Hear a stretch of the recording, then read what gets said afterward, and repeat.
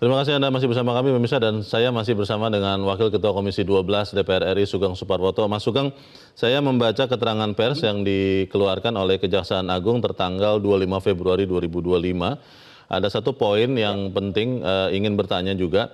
Poinnya mengatakan begini, dalam pengadaan produk kilang oleh PT Pertamina Patraniaga, tersangka RS melakukan pembelian dalam kurung pembayaran untuk RON 92, padahal sebenarnya hanya membeli RON 90 atau lebih rendah, kemudian dilakukan blending di storage atau depo untuk menjadi RON 92, dan hal tersebut tidak diperbolehkan.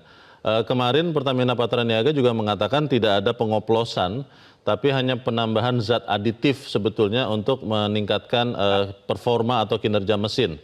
Sebetulnya apakah memang ada atau kemungkinan tidak ada oplos-mengoplos ini, Mas Sugeng? Ya, jadi begini, ini memang bahasa teknis yang kadang-kadang menyesatkan, bisa menyesatkan. Blending dalam konteks refinery atau kilang itu sesuatu yang biasa. Crude tertentu atau minyak mentah tertentu, kita kilang ya, kita bicara di kilang, nanti lantas sampai depo di Pertamina Patraniaga, karena ini mekanismenya beda dan ini penanggung jawabnya beda. Blending crude itu sesuatu yang sangat-sangat biasa. Kilang kita sebelum di develop di namanya RDMP, Refinery Development Program, itu ada 6 kilang besar kita yang semua dibangun zamaan Orde Baru, di mana crude waktu itu kita lebih didominasi oleh sweet crude atau minyak mentah sweet. Tapi dalam perkembangannya kemudian dan mulai tahun 2004 kita ini menjadi net imported karena antara lifting minyak kita dan konsumsi BBM kita terjadi kesenjangan lonjakan, artinya konsumsi lebih besar dari produksi, maka ada dilakukan jalan impor, termasuk impor crude.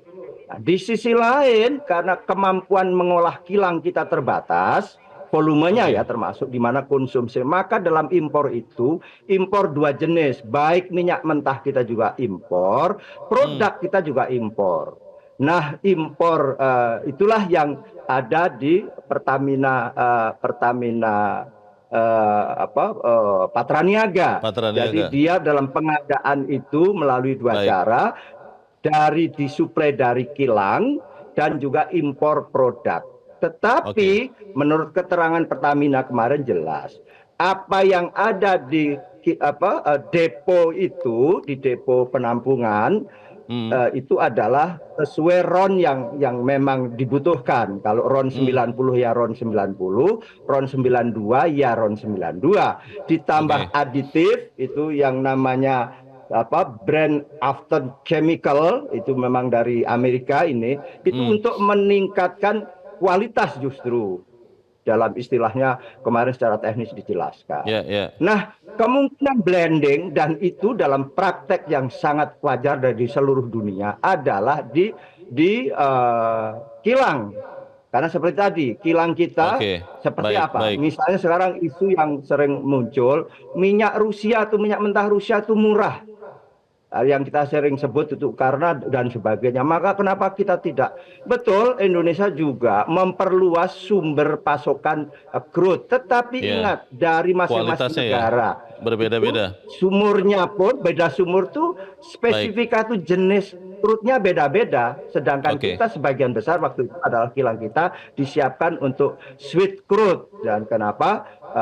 Itulah yang terjadi. Sedangkan kita akhirnya juga mengolah heavy crude atau minyak berat. Itu beda spesifikasi. Ini teknis dan ini benar apa nyata adanya. Jadi ini harus dibaca secara hati-hati supaya tidak menimbulkan interpretasi yang salah. Nah, ini yang terus kita tunggu. Tapi sekali lagi, temuan-temuan dari Kejaksaan Agung menjadi masukan luar biasa juga bagi kami. Ternyata pengawasan kami yang begitu kuat juga masih memungkinkan terjadinya fraud atau terjadinya moral hazard sebagaimana yang sekarang. Tetapi nanti kan ada di persidangan, ada masing-masing dengan dari pihak kejaksaan mungkin menuntut dengan bukti-bukti tertentu, di pengadilan, sementara juga ada dari Pertamina nanti menyajikan bukti-bukti tertentu dengan didukung mungkin juga saksi ahli dari masing-masing pihak nanti akan ketemu. Kita ingin semuanya ini proper. Kenapa? Oke. Pertamina luar biasa dan juga posisi strategisnya, apalagi ini menyangkut tentang BBM yang sangat Baik. menjadi urat nadi perekonomian Mas Sugeng, kita. di Begitu. layar kaca Metro TV saat ini juga sedang kami tayangkan rekan-rekan Mas Sugeng Komisi 12 yang Betul. didampingi Kementerian ESDM sedang mengambil sampel BBM kali ini di SPBU Shell. Dan kita melihat juga nanti akan diuji. Mas Sugeng, di dalam keterangan pers Kejagung, ini saya baca lagi terkait menjelang akhir ya, besaran angka kerugian negara yang disebutkan sekitar 193,7 triliun. Itu ada 5 poin. Dan poin keempat adalah kerugian pemberian kompensasi dalam kurung 2023 sekitar 126 triliun. Poin nomor 5, kerugian pemberian subsidi dalam kurung 2023 sekitar 21 triliun. Ini berarti nanti DPR juga akan mencari tahu kemungkinannya, atau memang DPR akan melihat juga atau menunggu proses hukum di Kejagungnya, Mas Sugeng? Begini juga, betul itu, karena angka-angka kompensasi subsidi itu juga di Komisi 12. Dalam asumsi makro APBN kita, di Komisi 12 yang dulu Komisi 7 itu dirumuskan berapa besar Pertalite yang akan sesuai dengan perhitungan-perhitungan.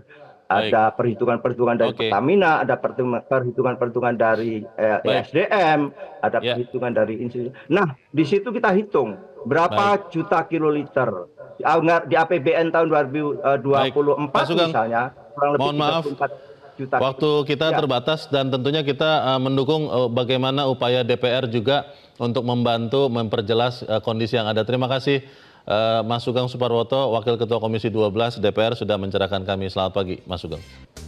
Jelajahi cara baru mendapatkan informasi. Download Metro TV Extend sekarang.